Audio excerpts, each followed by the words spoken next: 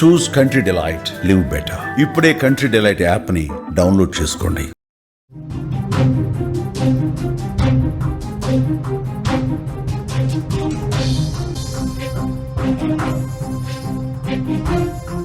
Breaking news చూస్తున్నాం.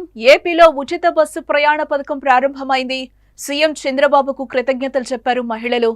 ఈ పథకానికి ఏటా 2,000 కోట్లు ఖర్చవుతుంది. ప్రభుత్వ గుర్తింపు కార్డుతో ఏపీ మొత్తం ఫ్రీగా ఆర్టీసీ బస్సుల్లో తిరగొచ్చని ఇటు డిప్యూటీ సీఎం పవన్ కూడా చెప్తున్నారు. అందుబాటులో 8,458 బస్సులున్నాయి. బస్సులో ప్రయాణించారు చంద్రబాబు, పవన్, నారా లోకేష్.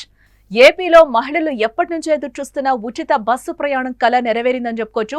ఆగస్టు 15న స్వాతంత్ర దినోత్సవం సందర్భంగా మహిళలకు ఉచిత బస్సు ప్రయాణ సదుపాయం అమల్లోకి తెచ్చింది కూటమి ప్రభుత్వం. విజయవాడలో జరిగిన కార్యక్రమంలో సీఎం చంద్రబాబు అలాగే డిప్యూటీ సీఎం పవన్ కళ్యాణ్ చేతుల మీదుగా స్త్రీ శక్తి పథకం ప్రారంభమైంది. అంతకుముందు ఆర్టీసీ బస్సులో ప్రయాణించిన చంద్రబాబు, పవన్ కళ్యాణ్ అలాగే నారా లోకేష్ మహిళలతో ముచ్చటించారు. గతంలో బస్సు ప్రయాణాల సందర్భంగా ఎలాంటి సమస్యలు ఎదుర్కొన్నారన్న విషయాలను అడిగి తెలుసుకున్నారు. అలాగే ఏపీలోని టీడీపీ కూటమి ప్రభుత్వం మరో హామీ నెరవేర్చింది. స్త్రీ శక్తి పేరుతో మహిళలకు ఉచిత బస్సు ప్రయాణ పథకం ప్రారంభించారు. ఉండవల్లి గుహల వద్ద నుంచి తాడేపల్లి, కనకదుర్గ వంతెన మీదుగా విజయవాడ సిటీ టెర్మినల్ వరకు కూడా ఆర్టీసీ బస్సుల్లో ప్రయాణించారు. మహిళలతో పాటుగా ఇటు బాలికలు, ట్రాన్స్జెండర్స్ కు ఈ అవకాశం కల్పిస్తున్నారు. Palle Velugu, ultra Palle Velugu, city ordinary, metro express బస్సుల్లో ఈ సదుపాయం కల్పిస్తున్నారు.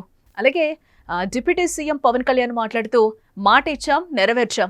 ఇంత గొప్ప కార్యక్రమానికి శ్రీకారం చుట్టిన సీఎం చంద్రబాబుకి అందరం రుణపడి ఉండాలని అన్నారు.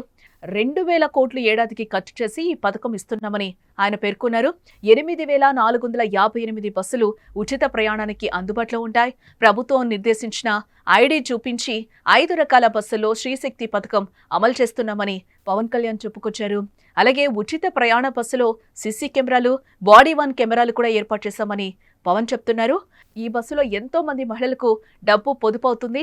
ఆ ఖర్చు వారి అవసరాలకు ఉపయోగించుకోవచ్చని కూడా అంటున్నారు. పథకాలు ముందుకు తీసుకెళ్లడానికి మాపై ప్రజలు పెట్టిన భరోసా కారణం. ఆ భరోసానే ఇవాళ ఉచిత బస్సు ప్రయాణం తెచ్చింది.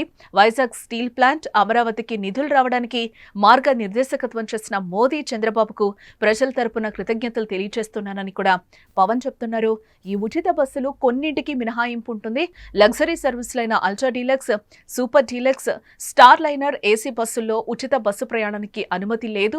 తిరుపతి నుంచి తిరుమలకు రాకపోకలు సాగించే సప్తగిరి బస్సుల్లోనూ ఈ పథకం వర్తించదు. నాన్ స్టాప్ బస్సులు, ఇతర రాష్ట్రాలకు వెళ్లే బస్సులకు కూడా వర్తించదని ప్రభుత్వం మార్గదర్శకాల్లో క్లియర్గా చెప్తోంది.